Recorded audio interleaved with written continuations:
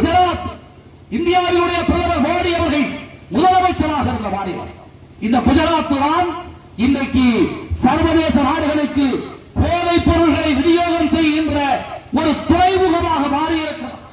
குஜராத் துறைமுகத்தில் நடுக்கப்பு கடலில் என்ற கப்பலில் இருந்து பல லட்சக்கணக்கான கோடி ரூபாய்க்கு பெருமான போதைப் பொருட்களை இந்திய அரசாங்கத்தினுடைய போதைப் பொருள் தடுப்பு பிரிவு கண்டுபிடிக்கிறது.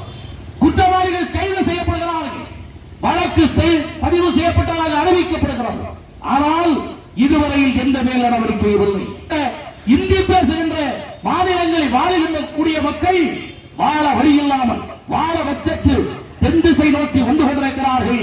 நம்முடைய பகுதிகளில் இருக்கிற சிறு சிறு கடைகளிலும் தொழிற்கூடங்களிலும் வேலை பார்த்துக் கொண்டிருக்கிறார்கள் என்றால் தமிழ் படித்தவன் வேலை கொடுத்து ஆட்சி செய்கிறான், தமிழை படிக்காத இந்திக்காரன் வேலைக்காரன்